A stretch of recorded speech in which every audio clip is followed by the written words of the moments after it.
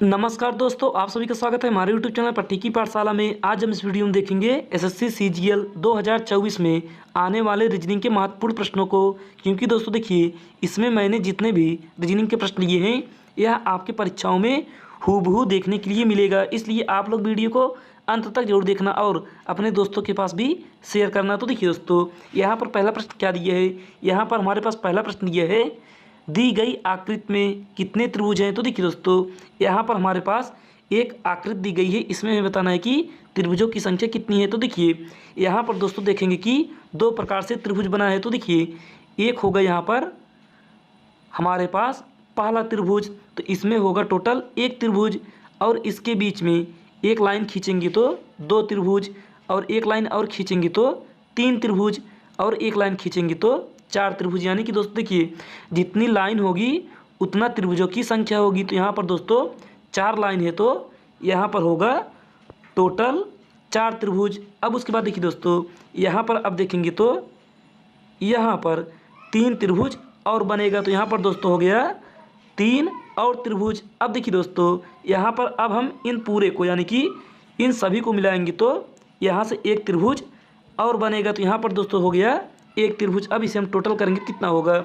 यहाँ पर दोस्तों इसे टोटल करेंगे तो यहाँ पर होगा चार, तीन, सात और एक आठ। तो यहाँ पर हो गया दोस्तों टोटल त्रिभुजों की संख्या आठ, जो कि ऑप्शन नंबर बी में दिया है। तो यही होगा इसका राइट आंसर। तो फिर चलिए दोस्तों, अब हम देखते हैं प्रश्न संख्या दूसरे को, यानी कि अगले प्रश्न को। तो देखिए दोस्तों, अगला प्रश्न यहाँ पर हमारे पास दिया है, वह विकल्प चुने जो चौथी संख्या से उसी प्रकार संबंधित है जिस प्रकार दूसरी संख्या से पहली संख्या और छठी संख्या से पांचवी संख्या संबंधित है। तो देखिए दोस्तों, यह हमारा नंबर एनालॉजी का प्रश्न है। तो देखिए यहाँ पर हमारे पास प्रश्न दिया गया है 11:81, उसके बाद समानुपाते प्रश्नवाचक चिन्ह, उसके बाद अनुपाते 121, उसके बाद दोस्तों समानुपाते 8:36। तो देखिए यहाँ पर हमें बताना है कि इस प्रश्नवाचक चिन्ह के स्थान पर कौन सी संख्या होगी। तो देखिए आप दोस्तों इस 11 में ऐसा क्या नियम लगाएंगे कि यहाँ पर 81 प्राप्त हो जाए, और उसके बाद इस 8 में वही नियम लगाएंगे कि यहाँ पर 36 प्राप्त हो जाए। तो देखिए दोस्तों, अगर आप यहाँ पर 11 में 2 माइनस करेंगे कितना आएगा, 11 में 2 घटाएंगे तो यहाँ पर आएगा 9। अब दोस्तों इसी 9 का करेंगे हम स्क्वायर, तो 9 का स्क्वायर करेंगे कितना होगा, 9 का स्क्वायर करेंगे तो यहाँ पर होगा 81, जो कि यहाँ पर आगे 81 दिया है। उसी प्रकार से दोस्तों अब यहाँ पर हम 8 को करेंगे। तो देखिए 8 में अगर हम 2 माइनस करेंगे तो कितना होगा, 8 में 2 माइनस करेंगे तो यहाँ पर होगा 6। अब इसी 6 का करेंगे हम स्क्वायर, तो 6 का स्क्वायर करेंगे कितना आएगा, यहाँ पर 6 का स्क्वायर होगा 36, जो कि आगे यहाँ पर दिया है। अब उसी प्रकार से दोस्तों हम इस प्रश्नवाचक चिन्ह के स्थान पर वह संख्या प्राप्त कर लेंगे। तो देखिए दोस्तों, यहाँ पर अब हम क्या करेंगे, तो देखिए यहाँ पर दोस्तों हम क्या करेंगे, यहाँ पर हम प्रश्नवाचक चिन्ह के स्थान पर लेंगे 13, क्योंकि देखिए दोस्तों यहाँ पर अगर हम 13 लेंगे और 13 में अगर हम 2 माइनस करेंगे तो यह आएगा 11। अब इसी 11 का करेंगे हम स्क्वायर, तो 11 का स्क्वायर होगा 121, जो कि 121 दोस्तों यहाँ पर आगे हमारे पास दिया है। तो यहाँ पर होगा प्रश्नवाचक चिन्ह के स्थान पर 13, जो कि ऑप्शन नंबर दोस्तों हमारे ऑप्शन नंबर डी में दिया है। यही होगा इसका राइट आंसर। तो फिर चलिए दोस्तों, अब हम देखते हैं अगले प्रश्न को। तो देखिए अगला प्रश्न यहाँ पर दिया है, दिए गए कथनों और निष्कर्षों को ध्यान से पढ़ें। कथनों में दी गई जानकारी को सत्य मानते हुए भले ही वह सामान्य रूप से ज्ञात तथ्यों से भिन्न प्रतीत हो, निर्धारित करें कि कौन से निष्कर्ष दिए गए कथनों का तार्किक रूप से अनुसरण करते हैं। तो देखिए दोस्तों, यहाँ पर हमारे पास कथन और निष्कर्ष दिया गया है, तो यहाँ पर हमें बताना है कि इसमें से कौन सा निष्कर्ष सही होगा। तो देखिए दोस्तों, यहाँ पर पहला कथन दिया है सभी रॉकेट चेन है। तो यहाँ पर दोस्तों हम सबसे पहले बनाएंगे रॉकेट का वेन डायग्राम, उसके बाद यहाँ पर सभी रॉकेट चेन है। तो देखिए दोस्तों, यह हो गया रॉकेट होगा अंदर, क्योंकि यह होगा सभी, तो इसे दर्शाएंगे हम आर से। उसके बाद चेन को दर्शाएंगे हम सी से। अब उसके बाद देखिए दोस्तों, दूसरा कथन दिया है यहाँ पर 100% पदक रॉकेट हैं। तो देखिए दोस्तों, यहाँ पर ना रॉकेट दिया ना चेन दिया है, तो यहाँ पर इसे हम ऐसे ही बगल में कर देंगे, यानी कि 100% पदक। तो देखिए दोस्तों 100% मतलब पूरा। तो यहाँ पर दोस्तों हो गया लॉकेट हमारा बाहर और पदक होगा अंदर। अब उसके बाद देखिए दोस्तों फिर तीसरा कथन दिया यहाँ पर, कुछ अंगूठियाँ चेन है। तो देखिए दोस्तों यहाँ पर यह हो गया हमारा चेन का वेन डायग्राम। तो और कुछ अंगूठियाँ, तो यहाँ पर दोस्तों बनाएंगे कुछ अंगूठियाँ। तो अंगूठी को दर्शाएंगे हम ए से। तो देखिए दोस्तों यहाँ से हमारा डायग्राम बनके तैयार हो गया। अब हमें बताना है कि इसमें से कौन सा निष्कर्ष सही होगा। तो देखिए दोस्तों यहाँ पर पहला निष्कर्ष दिया है सभी चेन पदक हैं। तो देखिए दोस्तों यहाँ पर हमारे पास चेन का वेन डायग्राम है और यहाँ पर पदक का है। तो यहाँ पर चेन और पदक से कोई संबंध नहीं है। तो यहाँ पर दोस्तों हमारा निष्कर्ष एक गलत हो जाएगा, क्योंकि यहाँ पर सभी चेन पदक हैं।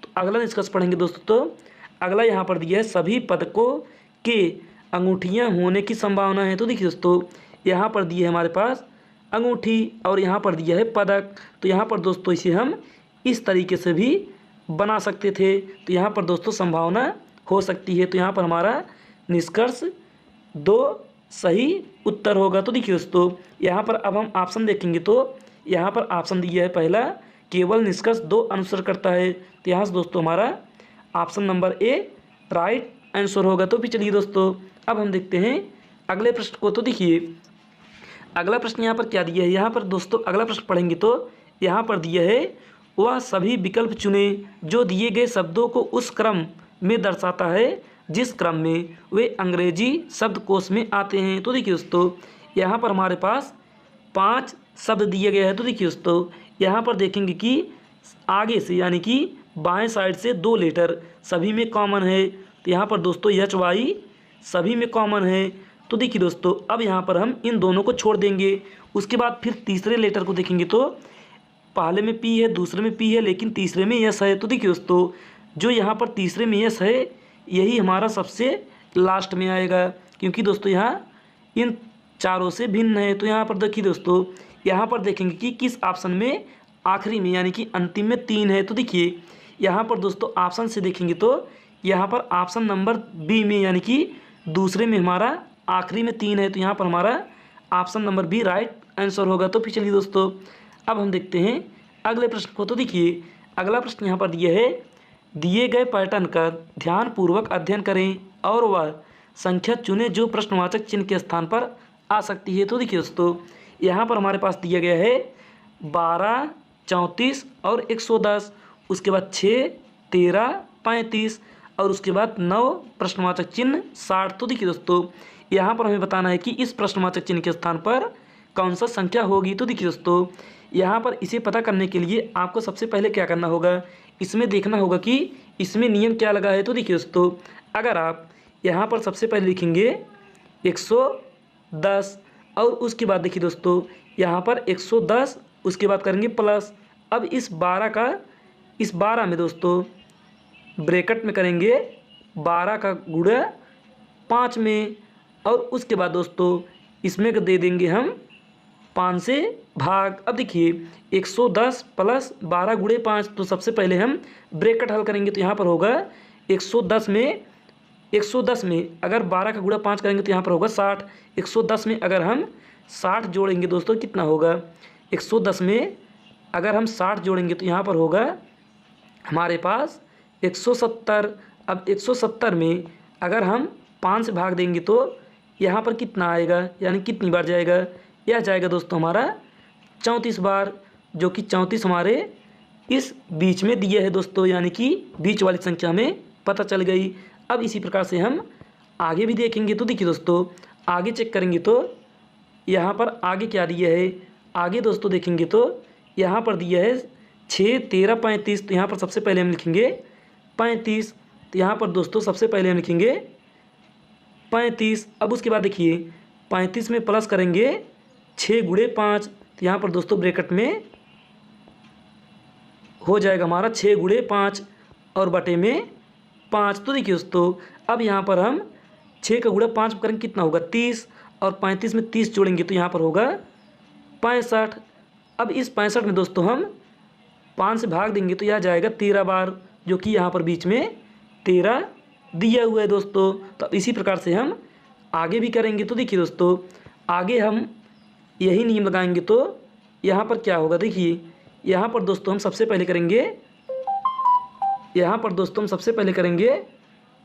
60। उसके बाद 60 के बाद दोस्तों हम करेंगे, यहाँ पर दोस्तों सबसे पहले करेंगे हम,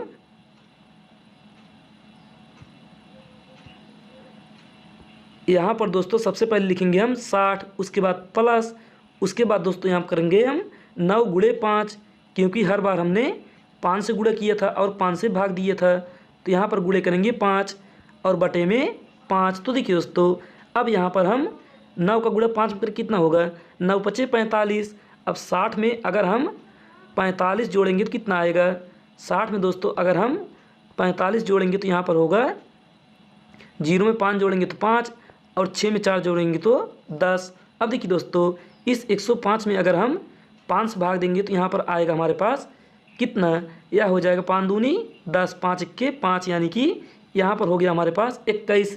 इस प्रश्नवाचक चिन्ह के स्थान पर आएगा दोस्तों 21, जो कि ऑप्शन नंबर ए में दिया है। तो ये होगा इसका राइट आंसर। तो फिर चलिए दोस्तों, अब हम देखते हैं अगले प्रश्न को। तो देखिए अगला प्रश्न यहाँ पर दिया है, यदि दर्पण को चित्र के अनुसार PQ पर रखा जाता है तो दिए गए संयोजन का सही दर्पण प्रतिबिंब चयनित कीजिए। तो देखिए दोस्तों, यहाँ पर हमारे पास कुछ लेटर और गिनती दी गई हैं और इसका हमें बताना है कि दर्पण प्रतिबिंब क्या होगा। तो देखिए दोस्तों, यहाँ पर देखेंगे कि यहाँ पर सबसे पहले दर्पण के करीब T दिए गया है। तो यहाँ पर दोस्तों हम देखेंगे कि 2 ऑप्शन में T है, लेकिन C और D में T नहीं है। तो यहाँ से हमारा यह दोनों ऑप्शन गलत हो जाएगा। तो यहाँ पर दोस्तों फिर आगे देखेंगे तो यहाँ पर दिया है M, तो दोनों ऑप्शन में M है। उसके बाद यहाँ पर देखेंगे, यहाँ पर दिए दोस्तों Q, यानी कि Q दिया है, और यहाँ पर देखेंगे तो दोनों ऑप्शन में Q है। उसके बाद D भी दोनों ऑप्शन में है। और 9 देखेंगे दोस्तों, तो देखिए यहाँ पर पहले ऑप्शन में 9 उल्टा दिया है, यानी कि 6 की तरह, और ऑप्शन बी में सही दिया है। तो यहाँ पर दोस्तों ऑप्शन नंबर बी हमारा राइट आंसर होगा और ऑप्शन ए गलत हो जाएगा। तो फिर चलिए दोस्तों, यहाँ से आपको ए, यानी कि ए गलत हो गया और बी राइट आंसर हो गया। तो फिर चलिए दोस्तों, अब हम देखते हैं प्रश्न संख्या अगले को। तो देखिए दोस्तों, अगला प्रश्न यहाँ पर दिया है, दिए गए विकल्पों में से वह संख्या चुने जो निम्नलिखित में प्रश्न चिन्ह के स्थान पर आएगी। तो देखिए दोस्तों, यहाँ पर हमारे पास वह सीरीज दिया गया है, यानी कि श्रृंखला दिया गया है दोस्तों 121, 169, 225, 289। उसके बाद प्रश्नवाचक चिन्ह। तो देखिए दोस्तों, इस प्रश्नवाचक चिन्ह के स्थान पर कौन सी संख्या होगी। तो देखिए आप यहाँ पर सबसे पहले देखेंगे कि यहाँ पर सबसे पहला दिया है 121। अब देखिए दोस्तों, 121 होगा हमारा 11 का स्क्वायर। तो 11 का स्क्वायर करेंगे तो यहाँ पर आएगा 121। उसके बाद दोस्तों आगे दिए हमारा 13 का स्क्वायर। उसके बाद आगे दिए दोस्तों 15 का स्क्वायर। उसके बाद आगे दिए हमारा 17 का स्क्वायर। तो आगे होगा दोस्तों हमारा 19 का स्क्वायर। तो 19 का स्क्वायर करेंगे दोस्तों, यहाँ पर होगा 361। तो यही होगा इसका राइट आंसर। तो फिर चलिए दोस्तों, आज के लिए बस इतना ही। अब हम मिलते हैं अगले क्लास में, यानी कि कल की वीडियो में। आप इनमें से बताइएगा कि आपने इनमें से कितने सही उत्तर दिए। आप हमें कमेंट में ज़रूर बताइएगा। आज के लिए बस इतना ही, धन्यवाद।